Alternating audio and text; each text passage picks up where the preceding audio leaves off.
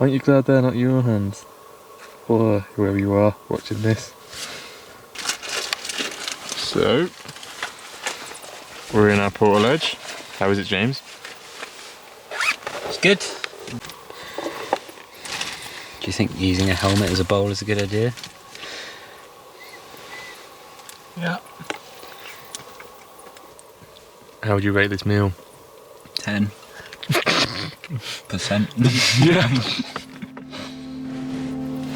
No, it's good. You're gonna get a Michelin star for it. I'm happy. I mean, I cooked them to perfection. You can't really make them any better than this. So in that sense, I'm pretty proud of myself.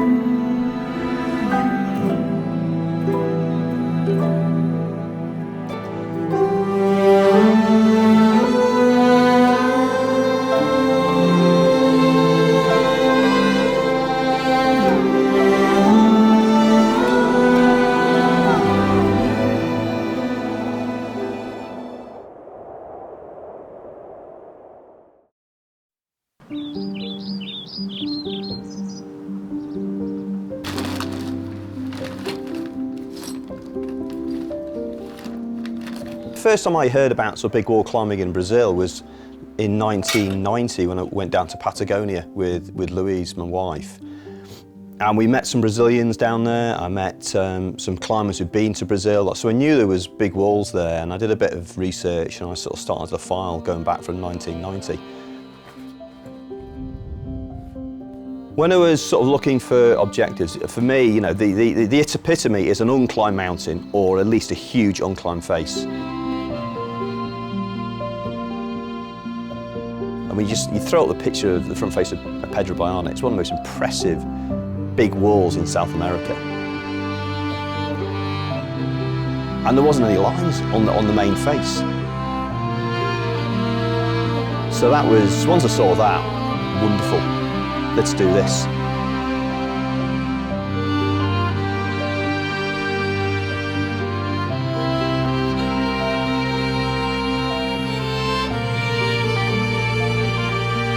When you're climbing big walls, it's just, you never know what's around the corner. You know, I've been climbing big walls for over 30 years now, and 50 odd expeditions to Great Ranges. No one's ever had an accident. No one's ever been killed. But it does happen. But you have to work really hard. Getting up early, you've got to do these things. You have to be safe. You've got to be anally retentive about sort of doing things right. You can't afford to make mistakes. You only make one mistake and that's it, game over. You never know if the route's going to go. Is it going to be too hard? Is it going to blank out? Is the weather going to change? You know, is it going to start raining? You know, I've been in Patagonia, we've had one nice day in sort of 8 weeks. So you need luck.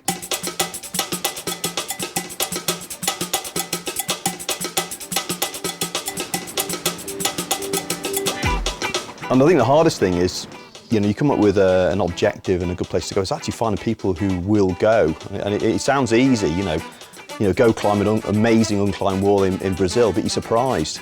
I just thought, well, I'm going to start asking younger climbers to go away, you know, to try and help them. And, you know, if I can teach them a few tricks and show them how to sort of run a trip and go somewhere and maybe spark their imagination, then that's a good thing. And I bumped into Angus actually in North Wales, and he seemed a nice guy. Showing everyone how slabby it is, Angus. It's meant to make it look desperate. There we go. I got a message from Twid. He'd seen a video I'd made with a mate. He said, hey, you should come along to this trip.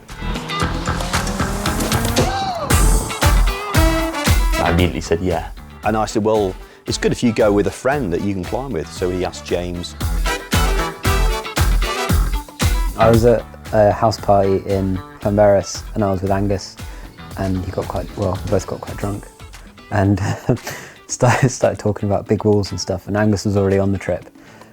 He was like, we need another partner, do you want to come along? And I was like, yeah, well, of course I do. Had never met Twid or Steve before. Very nice. Very pleasant. And I asked Steve Long, who I've climbed with for many years. Every now and again, Twid sends an invite. So that's how the team came about. I just thought, you know what, Brazil, young lads coming along, as well, so we can do some sort of cutting edge stuff. Yeah, what the hell, go for it. Be a good holiday. So we've been in Rio now for a day and a half, and we've woken up, beautiful blue sky, but at the moment we're still stranded because there's a fuel crisis. So we did a bit of climbing, we found a guidebook, we got in touch with some local climbers, but really we just spent our time checking the internet, see if we could leave, trying to find fuel.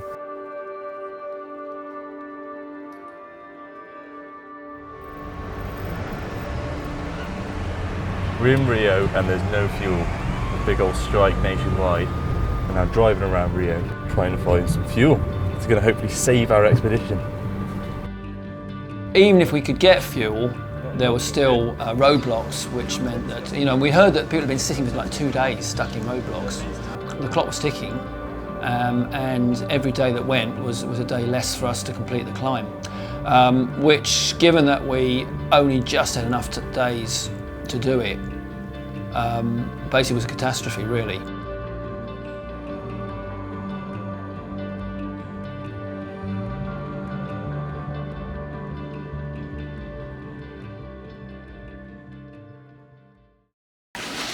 Well, the blockade seems to be easing, so we're going to give it a go. We're going to jump in the cars, running on empty, and head up north.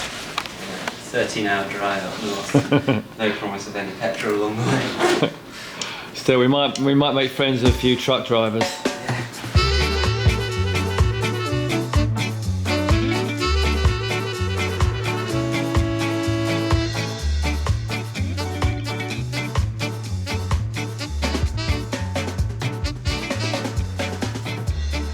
Twid and Steve have got big reputations for having been in the climbing mountaineering community forever.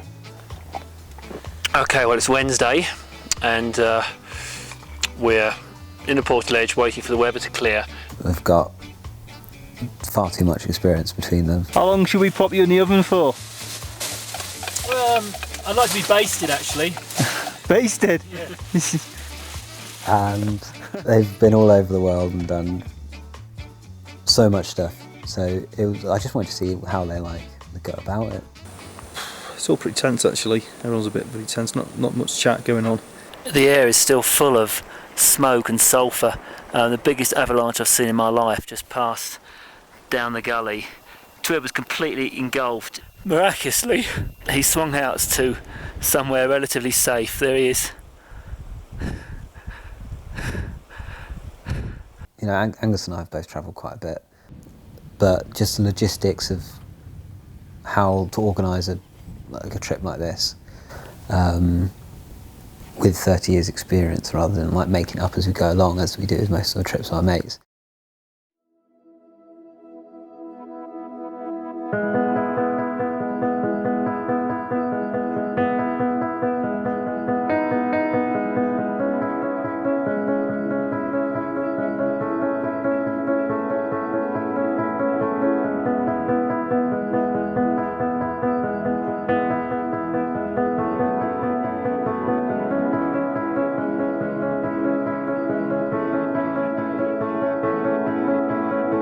Nice thing about actually going somewhere like Brazil, you just turn up and then you wing it. And if you approach shit in a positive light and you kind of respect people, local people, you always win them over. Once we got there, it was grand because Twid had bought a load of whiskey. We went straight to the farmer's house, the coffee plantation at the bottom, and gave him a bunch of whiskey. He was more than happy for us to go and climb his wall. We were going up there not realising, or not knowing whether or not the farmer would just say, oh no, not today. So when you walk up to like a fresh virgin wall, you get the binoculars out basically and spend a good hour laying on your back, trying to find cracks and features and corners. Can you see a crack? I think there's bits, I think there's bits of it. There's lots of ways of climbing big walls, I mean, ideally you rock up at the bottom with a trad rack and you follow features, cracks and corners up to the top, and wonderful. These sort of walls are different. They're like big sports climbs. It's impossible to climb the route we did without bolts. It just won't happen. People can sort of say what they like, but there's no gear. We placed one wire, I think, on the whole face, 800 metres. There's no way this will ever go. So, you think, well, is it ethically right to bang bolts in? And I sort of, I do think long and hard about it. And for me, I always go with what the locals do. They've done ground up bolting and they put new routes up this way, and then they've red pointed routes. And that's kind of the ethic in this area. There's a big difference between rat bolting a line and ground up bolting. And people think, sports climbs there, it's easy, it's cheating. But when you start going ground up with bolts, it's not. It's really necky. It's quite scary. The first time we went up on the wall, we went for this crack system on the right-hand side of the wall, and it looked really obvious. It looked like the one to go for. So we got about 100 metres up this thing, but it was quite weird because in the morning, when it was still cold, you could just sort of like peep into the crack and see these like insects. What do you think, lads? But you could just see like bits of wing coming out. It's pretty gnarly, don't sweat, But by the time it heated up about midday, 100 metres up, we were just in this cloud of these paper wasps. And Angus got attacked. A lot of them. Oh, I don't like wasps. Oh, they're just like, I don't like anything. Spiders, it's enough to go climbing and deal with the situation, but that's how things are going to bite you and kill you. It's like, a lot of wasps around, the legal amount of wasps everywhere, and it's quite scary. So I was a little bit scared of having some terrible anaphylactic reaction, and I was feeling a bit odd after a couple of stings on the neck.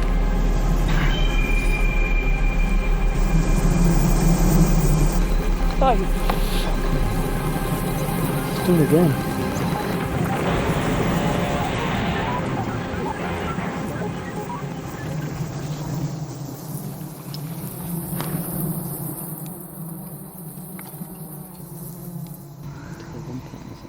Yeah, a lot of teams would have turned away from the whole wall after trying the central crack line and finding that it wasn't possible to free climb because of the wasps. And we're not talking a few wasps, we're not even talking thousands, we're probably talking millions.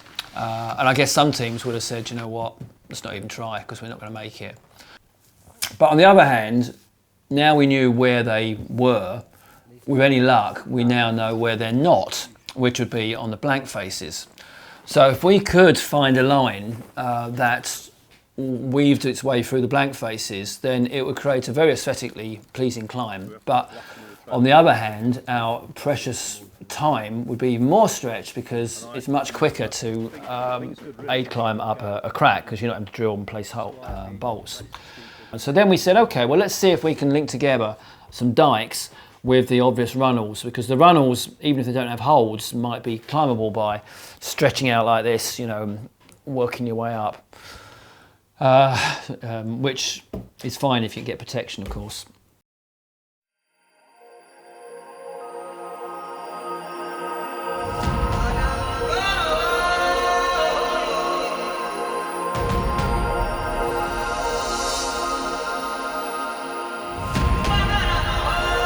Swid's an incredibly driven person, and that's really good to have on a trip and really good to have in our team.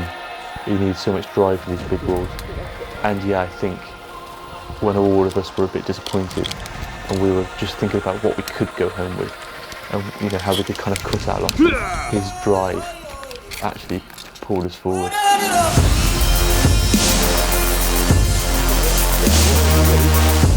If you were doing it for a living, you'd want a pay rise, because it's incredibly hard labour. Basically, you are all the time working. It's a team effort, and anybody slacking is holding the team back. So all the time you're trying to push things on. You're either it's a logistical thing, so you're either moving supplies up to the cutting edge at the top, or you're doing some other job that enables the process to carry on.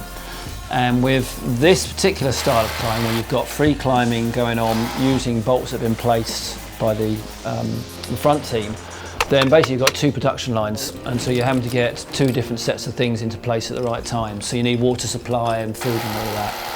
Those things need to be taken care of, but then you do need to be basically ready for hard work, because sack hauling, for example, you set up a pulley system, but it's still pulling often pretty well close to body weight.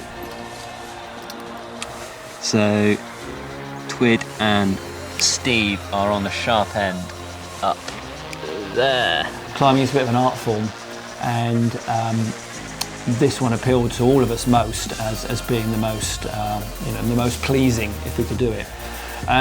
Clearly also it'd be hard, which meant having such good free climbers along was a bonus as well. And fair play, Twid pulled the stops out as well and did some pretty hard leading. In 2015, I was just really pushing hard, I was really gunning. I'd like to do some hard projects. I had an amazing project in Morocco. I was uber fit, uber light, and I thought, right, this is it, this year. And life was good. And then I went on a trip to Morocco with a friend, and climbing in a remote part of the Anti-Atlas in Morocco, I pulled a hold off, which is, happens.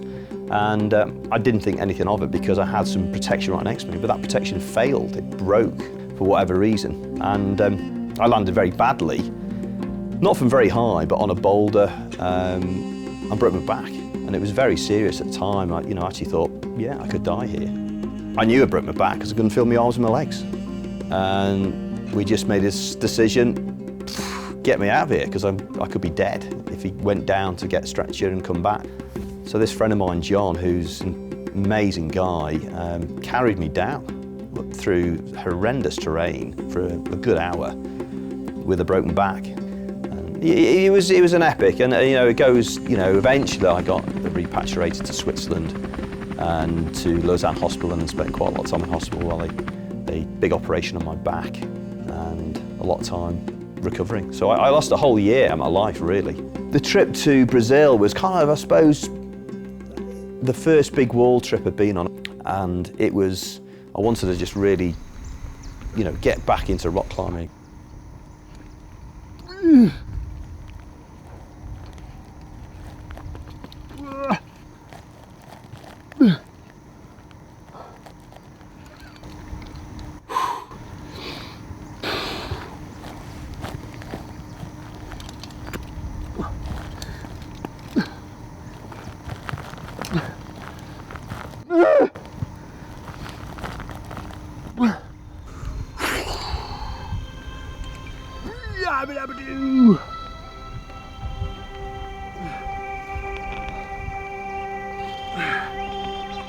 Oh, it's funny, I'm not tired at all.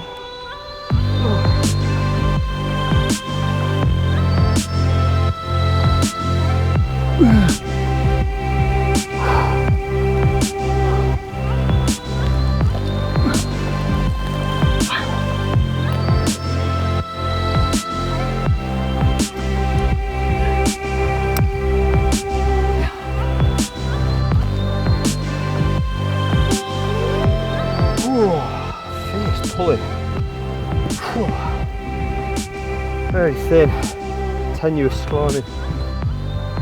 Amazing climbing, absolutely awesome. Just keeps leading you on, you think, oh no, not another move, and another one comes. You just have to keep going. And then, in the end, you've got to be quite bouncy as well. Fantastic, brilliant climbing, absolutely brilliant. Oh, God, glad to get here.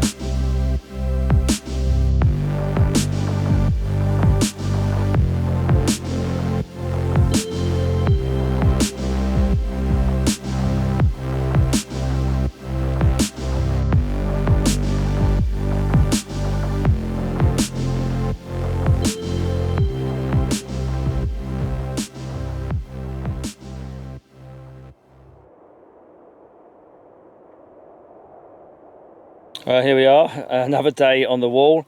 We've gone a long way up the dike system, and today the two young lads are going to try freeing the earlier pitches so we can strip the ropes from those and bring everything across so it's an easier haul. While Twid and I continue forging the line of bolt protection up the wall towards the runnels. Yeah, it looks doable. There are holds. It's gonna go free. It's just Angus. Well, you can see Angus is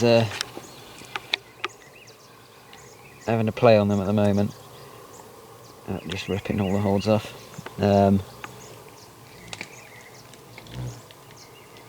You doing it in your climbing shoes, Angus, or your boots? My approach shoes. Well, I thought it was 7C, but Angus is doing it in his approach shoes with a yard brush hanging off him, so... It's quite interesting. I was looking at, sort of Angus and James, and I think, crikey, I was like that, always wanting to be up front, always wanting to push things out. And bottom line is, they're just way stronger, and they're way better than me at climbing. I know James from around North Wales. He's a bit of a local strong boy. Yeah, I really started climbing when I was 18. I went to university. And I kind of lied to my mates and told them that I'd had a bit of experience before, just so they'd take me along with them. Yeah, I ended up getting on an E2 as my first ever lead.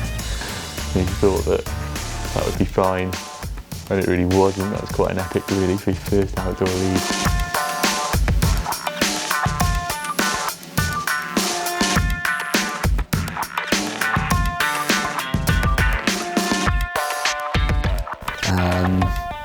And that was terrifying. Shouldn't have done that, but I survived.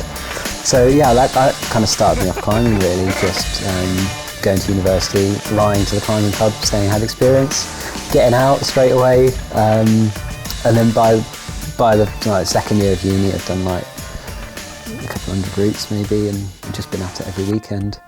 Got totally hooked.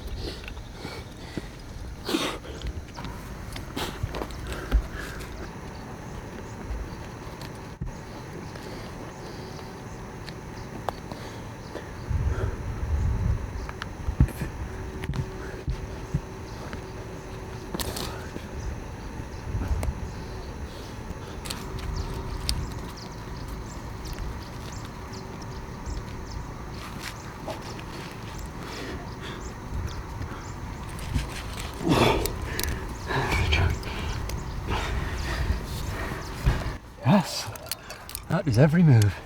Take Angus! Woo! Oh, I'm in hard. It's every move done. Oh man, they are sharp. When you try and compare the two generations, we come from different eras in climbing. And climbing is quite a mature sport. It's developed, for a couple of hundred years really now. I think when both Steve and myself were sort of leaving university and we were climbing and we were pushing, it was a very different culture. It was it was more kind of like a party culture that went climbing, and that was what kind of sparked people. It was kind of bravado that happened in parties and perhaps with drinking too much that made people do stuff. In a drinking competition, without a doubt, Twid would win. Yeah, there is a bit of a generation difference. People just went climbing. People didn't train other than perhaps go climbing. Try and train a couple of times a week, depending how much work I have, which is usually very little. Hard. I work hard. I do. Work full time. Apparently, I always climb stuff. But basically, climbing is it's a sport you just sort of do off the cuff, and sort of what I've always done. You just sort of go climbing. Climb trees, climb chairs, climbed on top of anything. And I've never taken it that seriously, really, in terms of training. They've just gone climbing. Do a bit of yoga, that keeps my back straight. You know, when they said, oh, yeah, well, I'm vegan and vegetarian, I thought, oh my God, they're going to starve to death. You know, a lot of these places, it's difficult getting enough protein. But no, they manage themselves well. And I mean, it's just great. It's just fuel for more banter. You know, you can just sort of take the piss out of them, really, and they just lap it up. Yeah, so outside of climbing, I usually tell people that I, you know, do other sports other than just trad climbing. I do sport and bouldering as well. So I'm quite an all-round athlete.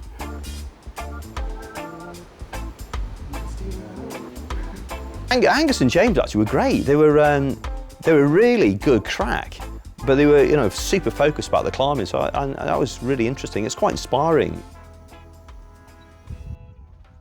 The crux pitch that we freed was a pitch that I'd bolted, and it didn't look very easy when I bolted it. And then when we cleaned it up a bit, it didn't have very many good holds on it, and most of the good holds fell off when I was brushing it and cleaning it.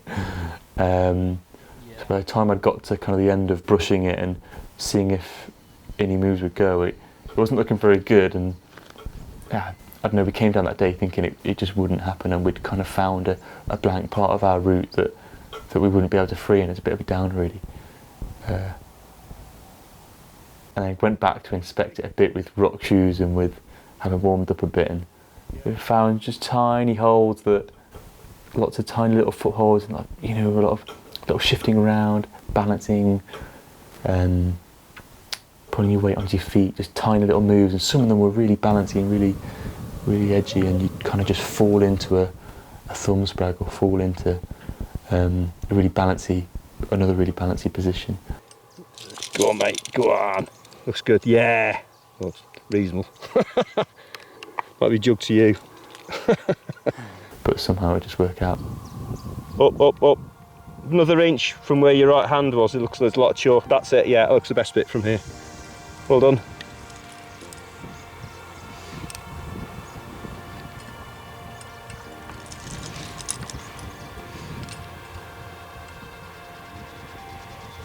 So great, it really wasn't sure if it would happen to begin with, and it really did look impossible at one point. Looking good, Squire.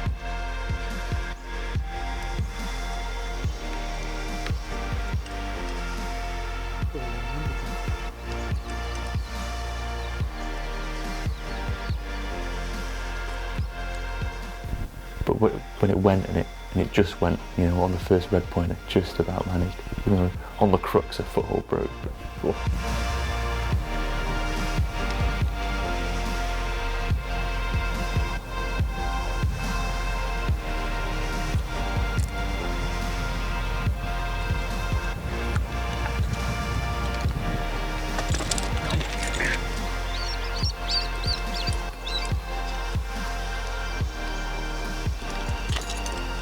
Go on. Yes! Good lad. Hey, well done. How did that feel? Oh, not easy. Look piss. Look piss. I thought you made it look a bit easy. What about 6A is it? Yeah, something like that. 6A plus, got to be fair. ML ground. it was really good for me because I felt like I love free climbing, obviously, and really cool to do a long kind of 8A standard pitch on our route. And also I felt like I'd done something useful. I thought, oh, I've brought something to the team, because that wasn't easy. I'm really glad.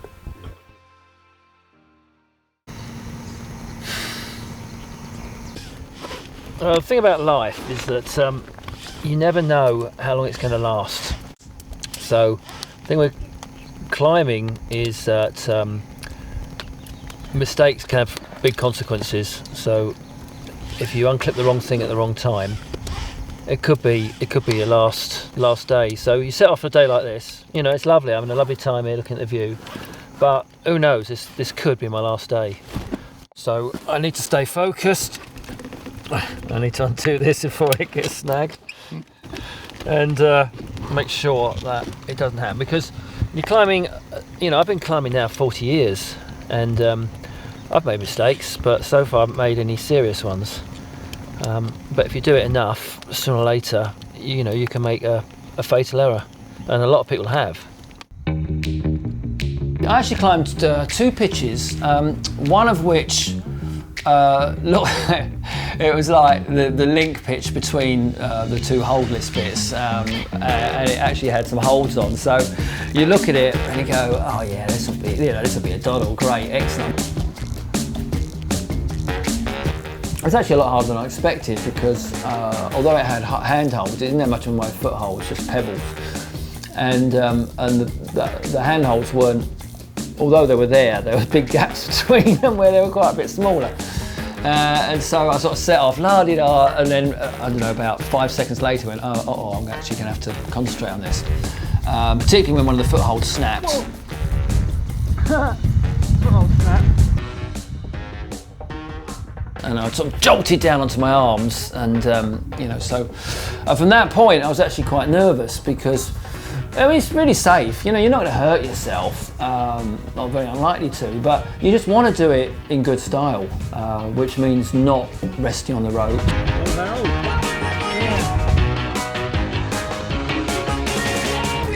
So it's actually very enjoyable. Bloody hell, what a gripper.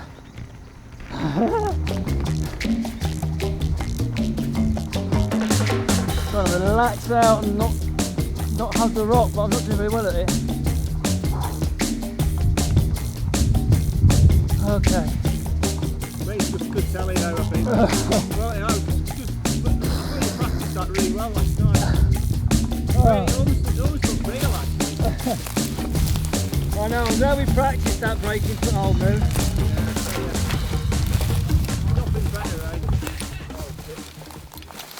Look.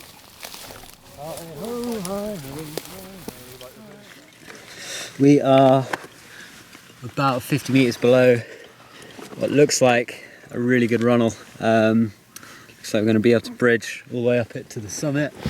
I thought at the beginning that Angus and I would be sat in the rear, cleaning and freeing all the route, like having a wonderful time and all bolted for us. Didn't quite work out like that. I don't think that's what Twid and Steve had in mind anyway. So Angus and I ended up doing a lot of the bolting as well. I'd done some before, but Twid and Steve basically re-taught us how to bolt, especially how to bolt on lead.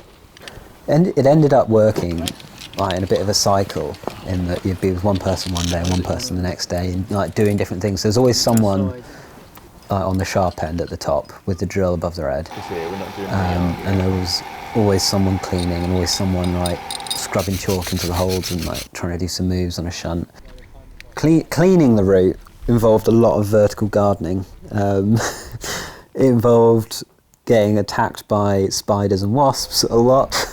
Basically pulling plants off, scooping out holds and working out where you're going, and occasionally it involves pulling dead flakes off and trundling bits of rock, and you know.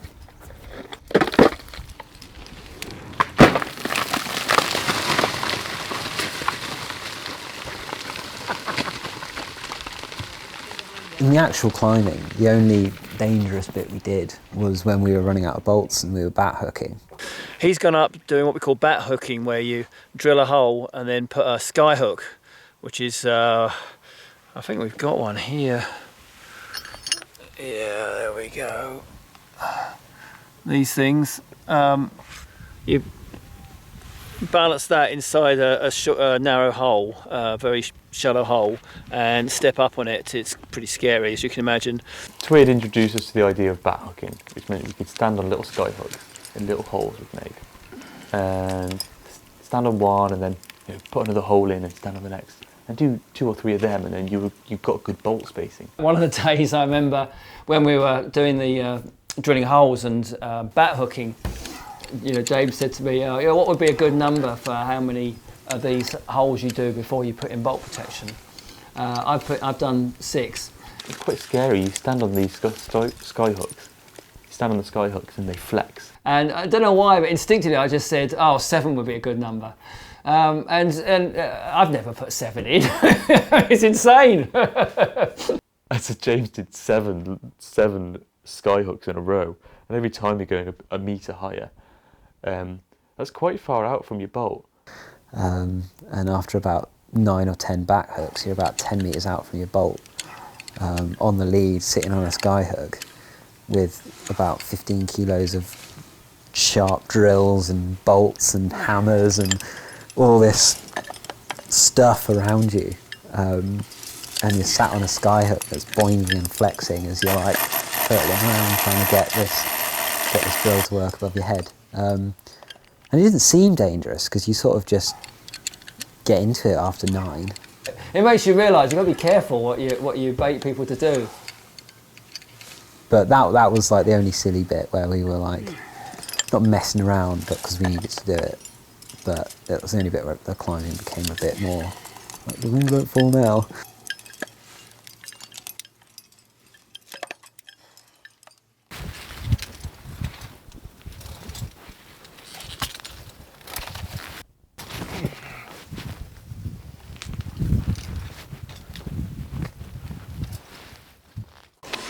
So I just Juma back up to the high point. We went down last night and stocked up on water and food and stuff.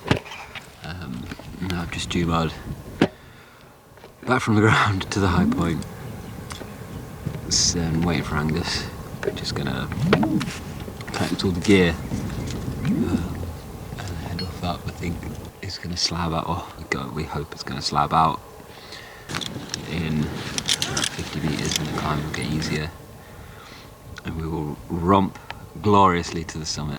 Well, we're here pretty high up, we're like halfway up the runnels, and between James's legs, this is how we always organise our belays, because it makes us feel comfortable. I just feel safe here. It's about to get dark, but James is about to quest on for another full pitch of lead bolting. That's going to be a right laugh, isn't it, James? Onwards and upwards, on with the bolting. Isn't that right, James? What was that? Bolting must continue. Must continue.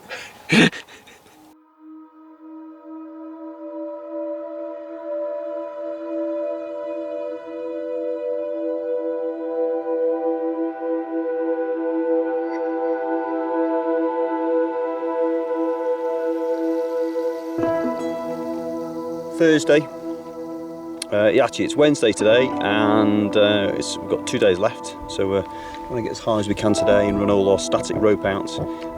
James is up ahead drilling, doing a great job. Cleaning up. Incredible feature we're going to be climbing. Just up this runnel, amazing. It gets easier and easier as we get higher, so yeah, it's all looking really good, amazing. So we're a bit anxious, we've only got 2 days left, and we're all flying on Friday, so it's a bit tense getting the flights back, but we're quietly hopeful.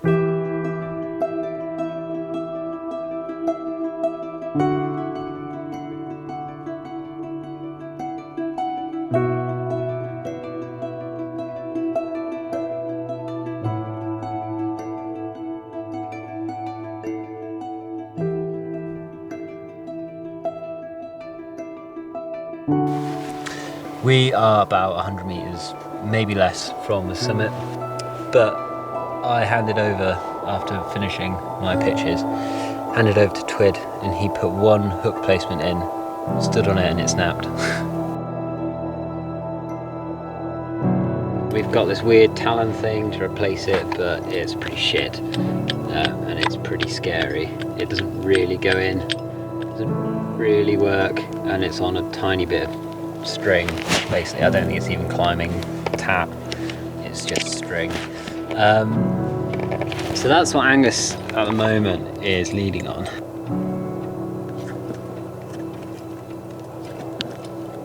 So it's dark. I'm drilling these little holes for the sky hooks, and I pushed 7 sky hooks in a row on this bad hook and drilled a bolt. And I thought, oh, and went up again onto this second hook, and oh, it was all right, stood on it, and I just fell.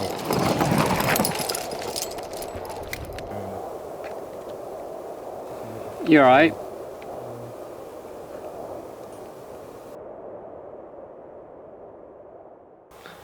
What's up? It's taking a big fall. You look broken. I know, my fingers are all a bit fucked. Yeah, they're a bit wrecked. I know the hook came out. Basically. A bad hook that we replaced with the one that broke. Yeah. It wasn't really good and it came out and took a bit of a wanger in Yeah. the dark. You just don't know how far you've gone, it's really weird. You just fucking pinball down this gully. You can't really see it, but it's just... And I couldn't see you, I'm just like, what the fuck? To be honest, No I was half asleep on the beam edge. Just like, luckily we had a gree, I just got yanked out of my harness. Alright, Yeah. ready to come down. It's time to leave.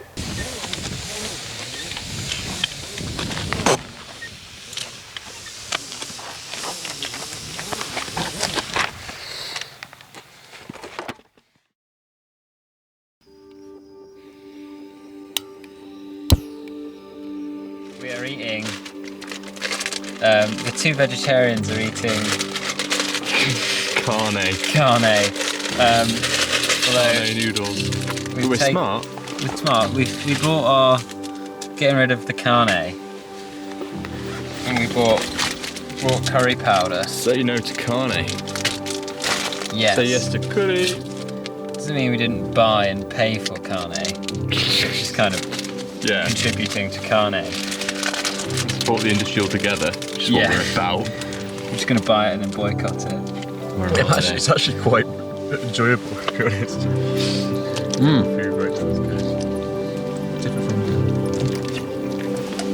We are ready for our final push today.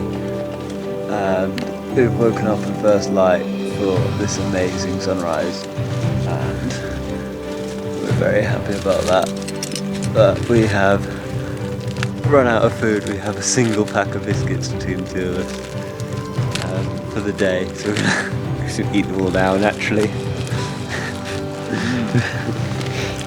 But we've counted, they come in packs of 31, so there's going to be a knife fight for the 31st.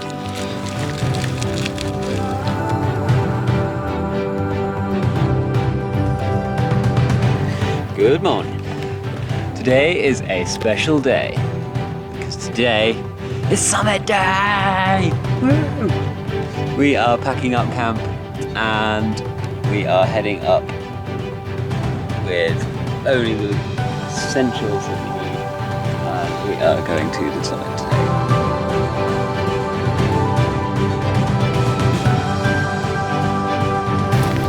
Well, viewers, for those of you listening in on radio, Jumaring up the wall. Been Jumaring for 10 minutes, I'm still in the same place. So hopefully we can continue free climbing up the runnels, which of course lead all the way up the rest of the face. It looks a little bit like the angle eases off maybe as well. So we'll see, you know, we might be back in business.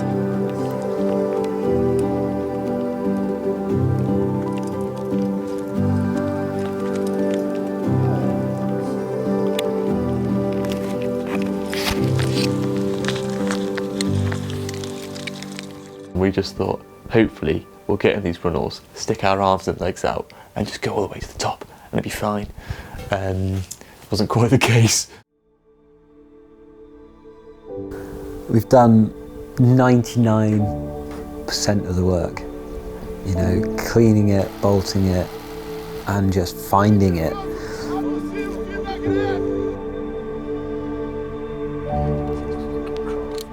Carrying all that gear.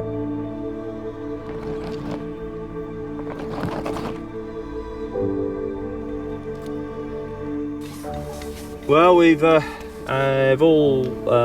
got to the top of the climb, which is as far as the gear went. Basically, we sort of ran out of gear and we're only 60 metres from the top.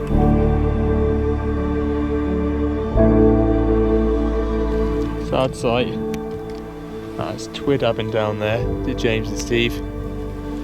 And that's where he's having from, 10 metres above me. And he reckons about 60 metres above that. That's the summit. But we were going down, we've run out of bolts and we've run out of time. Pretty sad times. So Here's my disappointed face. Disappointed face. So we're just on our way down and we're cleaning up the route. It looks amazing, really. It's unbelievable climbing. They're still brushing the route because they want to free it. Maybe we'll free it next year. Something to come back for sure, because it's such an awesome feature. Like an utterly ridiculous feature.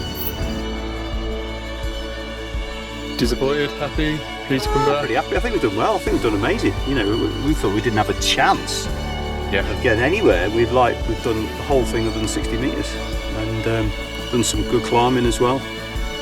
And he's in an incredible line. He's amazing free climbing. One of the best free climbs in the world, I reckon, once it's done. Obviously. It's really good. The climbing low down is so good as well. Just need more time to connect the dots. From literally, you know, lying in hospital and thinking, God, I might never walk again, to suddenly sort of standing on top of a big wall in Brazil, you know, it feels positive. I don't think everyone quite appreciate how big a deal it was mentally for me to get there. And we have to drive all the way back to Rio to get a plane now.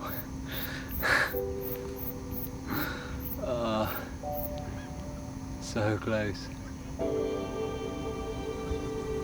would be disappointed, but I've had a lot of fun.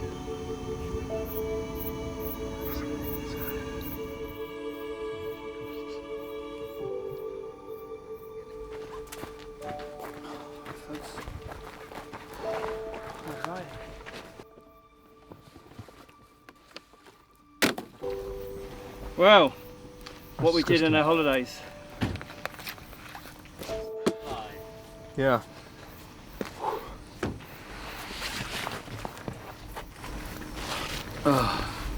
You look like a coal miner. Yeah, guys, it's so much gardening. Well, it's my hobby.